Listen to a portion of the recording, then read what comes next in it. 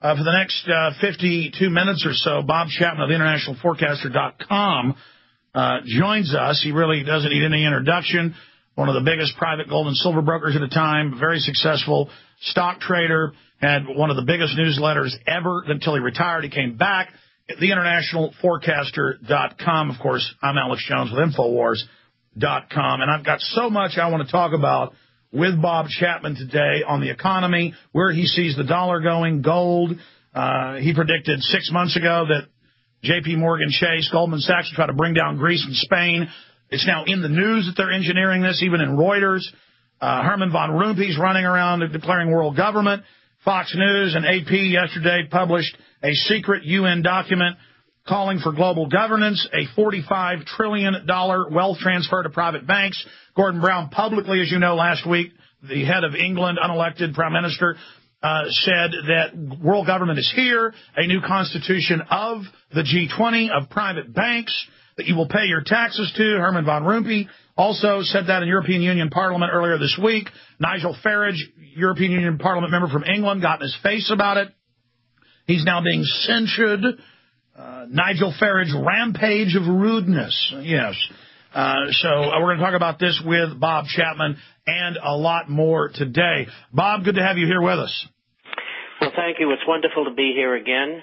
And I caught the end of the last hour, and it was eloquent and from the heart, and I applaud you for it. You never know why you do what you do in life, and I can't help but think that there's designs for everybody, the place that they play in the time that they're here on Earth. And I could never really understand myself why, as a newsletter writer, I was so successful. And all I can say is his hand's on my shoulder. Otherwise, I just don't know how I could have done it. Well, they say the universe bends towards justice, and if we'll just stand up against evil, God will do the rest. But it's the simple commitment. It's like a spiritual decision that you make, and then everything else flows from that. Because if you make the right decision in your heart and soul, then you will be guided.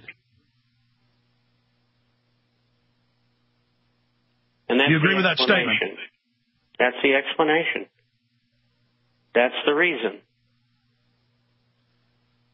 Bob, there's so much going on. Let's break down what the global bankers are doing right now, what is transpiring, where the economy's going. The most important info, all the economic numbers, as you know, pouring in, that this depression is now deepening. As you said 2 years ago it would do. It's incredible. Well, I think some of the things you touched on in the introduction to the hour are very salient and important. I think what is going on is that, and I talked about this 4 or 5 months ago on the program, I think they are starting to begin the beginning of the phasing in of allowing deflation within the world economy, never mind the United States, to start getting stronger. And they did that by, for the last 9 months or so, reducing what used to be called M3 from a plus 17.4% down to 3 or 4 or 5%. And that's very important because they're pulling the cookies out of off the table, and the kids can't have them anymore. And, or as they say in Wall Street, removing the punch bowl. In layman's terms, over $50 trillion globally that private central banks have stolen from their governments that have been given to them, and now they're just cutting the money off of the people and hoarding it all for themselves. I think that's a fair statement, and that's borne out by the drop in loans to small companies, medium-sized companies, and individuals of about 27%.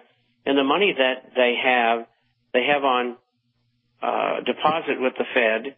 The loans they get from the Fed are back at the Fed getting more money than what they paid for them. And so that's a taxpayer subsidy. And that money could get monetized during this process over the next couple of years. And if you remember, I said, I thought perhaps by the end of the year, or certainly by the end of next year, there could be a large meeting of countries, like the Smithsonian meeting of the 70s and the Plaza Accord of 85 and the Louvre Accord of 87. And they would revalue and devalue currencies. They would have a debt settlement. They would try to form an international trading unit. And you said all of that a year ago. You said that months ago. And now, 3 weeks ago, 2.5 weeks ago, Australian headline, 24 top central bankers meet in secret, I guess, to make the real decisions. And they'll have public rollouts later next month in Canada. Are you saying it looks like they've now made their decision?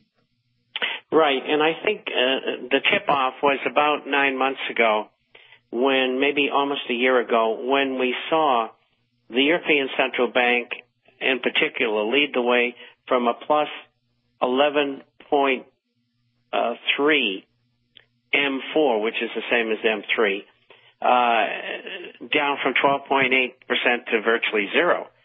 And in fact, it's below zero right now, a wee bit.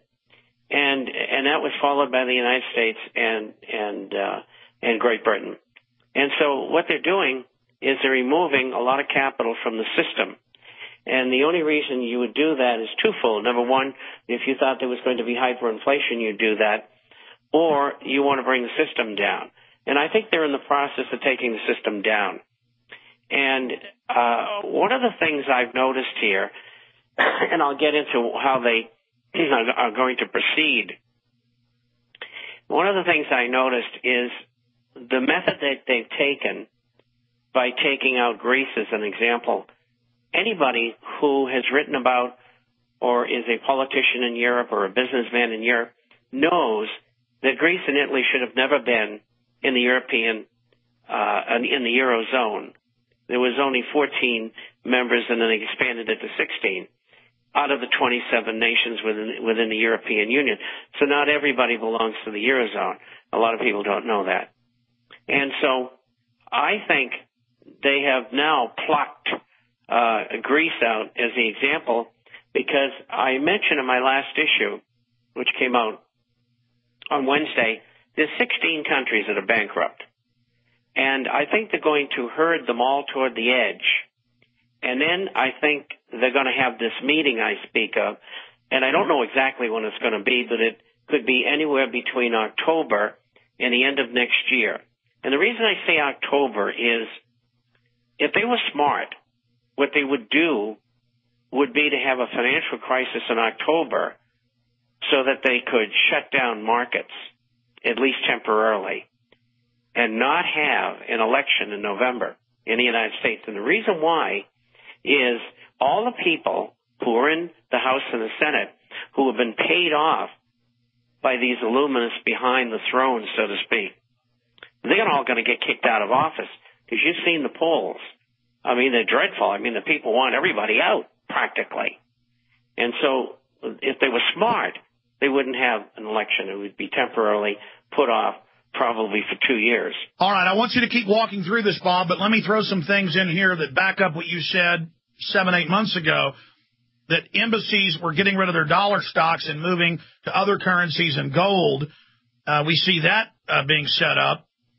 Citibank, over the weekend, and it was confirmed on Monday, we went to Citibank's website, the feds told them to get ready to hold funds for 7 days so they can then devalue and hold your money throughout that period. And now all the other big banks are announcing that the same thing is being prepared. And suddenly Von Rompuy, Brown, and all these key globalists, and of all of them, the real leader of the New World Order right now is Gordon Brown, because England's the kingpin in this, for those that don't know.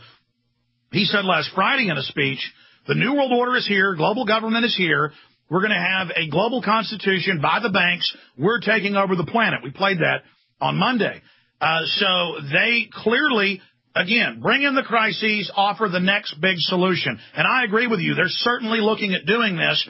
I want to walk through how you think they will do it, but first, is there any way to stop them? And your comments on why they're crowing about this.